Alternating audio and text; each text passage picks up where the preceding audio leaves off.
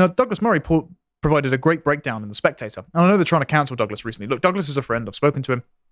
Alistair Campbell is a scumbag warmonger who has produced an awful daughter, which shows how dreadful a father he is, who has an astroturfed comedy career and has had at least one, if not multiple, abortions. Alistair Campbell claims to have mental health issues. Well, so did the chap that he handed, the whistleblower, he hounded to suicide, as Douglas recently tweeted out. But Alistair Campbell trying to get Douglas Murray arrested for mentioning the strange death of Europe in an interview which had predicted this kind of civil unrest happening and wanted to prevent it, is a bit rich when he published a dodgy dossier that got thousands of Iraqis and British servicemen killed abroad. I think Alistair Campbell should be on trial for war crimes, frankly, but of course he's a member of the establishment that practices this two-tier policing, so that's never going to happen. But anyway, Douglas did a great article in The Spectator called The Unfashionable Truth About the Riots. Frankly, he's the only thing worth reading in The Spectator these days.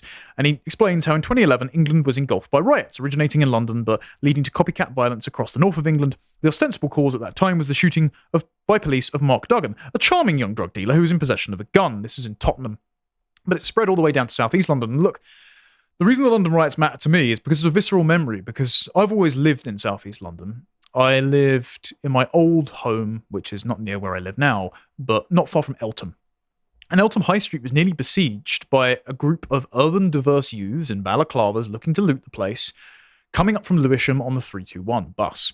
And the only reason they were stopped is because the EDL met them in the street and clashed and sent them packing. Now, it's a very disturbing state of affairs when two vigilante groups are clashing in the street, and the existence of one is the only thing stopping the other from running nearby your house and possibly torching it.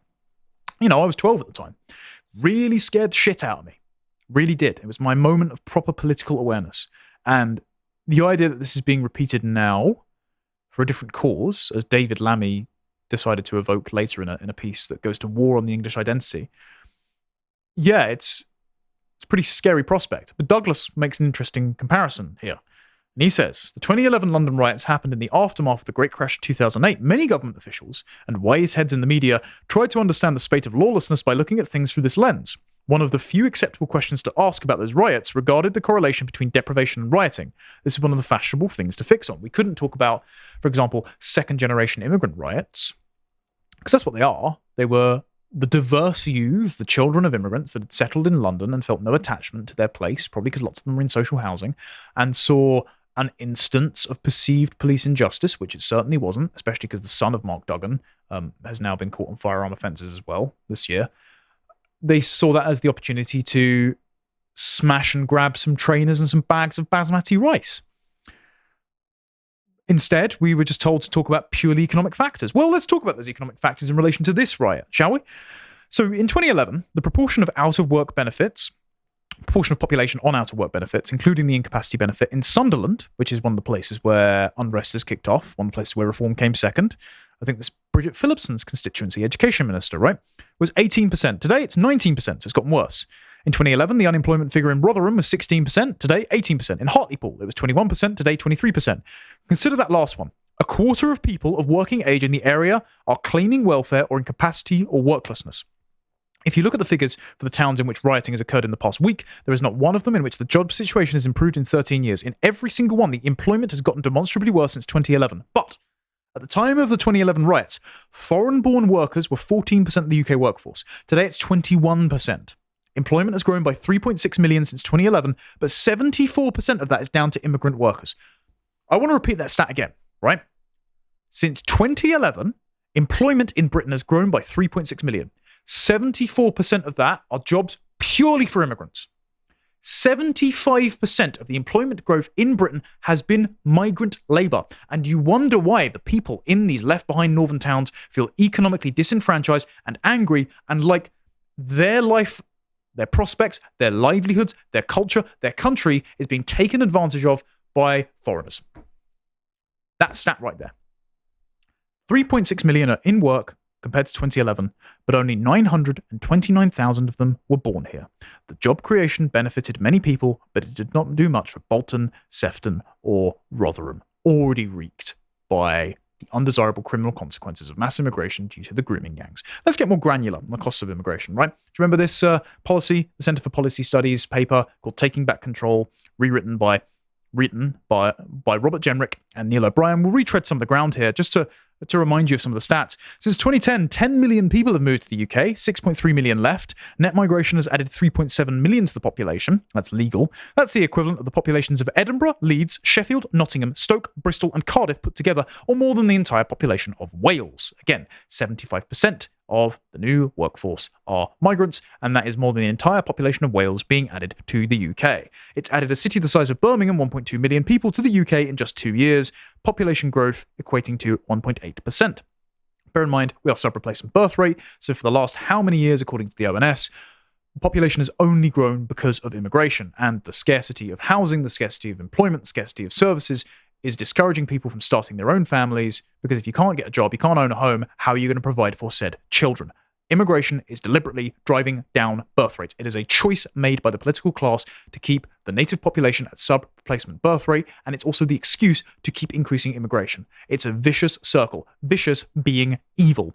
Legal inflows are 25 times the level of illegal inflows, 1.2 million versus 46,000 in 2022. In the 25 years up to Blair's election, so 73 to 1997, the cumulative net migration was 68,000. In the subsequent 25 years, it was at least 5.89 million, almost 100 times the last 25 years. Remember, between 1066 and 1997, there was less immigration than happened between 1997 and 2024. So we've had more than the Norman Conquest happening. Brilliant. Excluding the flows of British citizens, net migration from 1964 and 1997 averaged 55,000 a year, whereas in 1997,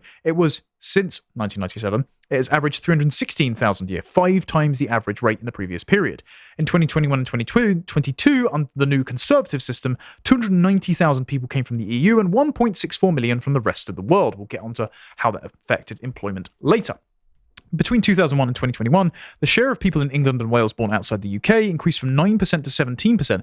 This is higher than the USA, 14%, despite the perception of America as a melting pot. It's also higher than the 15% total of the population that was comprised of first-generation immigrants at the time of Ellis Island at the time of the early 20th century in America, which instigated the phrase melting pot, or the concept that America is a nation of immigrants to then be taken up by the ADL and JFK in the mid-1960s. So we are running an unprecedented world historical level of demographic change as a social experiment in the UK, and if you speak out about its economic or criminal consequences, you are labelled a racist and persecuted by your own government. That is the state of the UK right now. Between 1981 and 2001, the share of the population of England and Wales born outside the UK increased by 2.3%, from 2.3 percentage points, from 6.6 to 8.9. But between 2001 and 2021, the share born outside the UK increased by 7.9 percentage points, from 6 to 16.8%. Ethnicity data, which the report authors note the ONS has been collecting on a consistent basis since 2001, tells a similar story.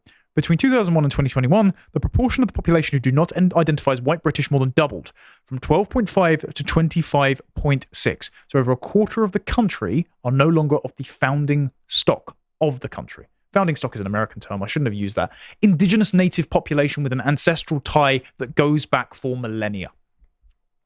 Britain is not an ideological project, as they wanted to rewrite as.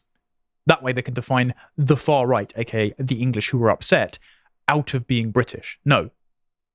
The founding population does have an ethnic history here, and to make 25% of the country by fiat not that ethnic history is of course going to come with cultural cohesion issues. And to deny that is inflicting great damage on the population charged with continuing this country. Thank you for watching that clip from Tomlinson Talks. If you liked that and you would like to see more, you can get the full 90-minute show every week on a Wednesday afternoon, live from 3 p.m, only on lotuseaters.com, and all of the other content that my colleagues produce behind the paywall for as little as £5 a month.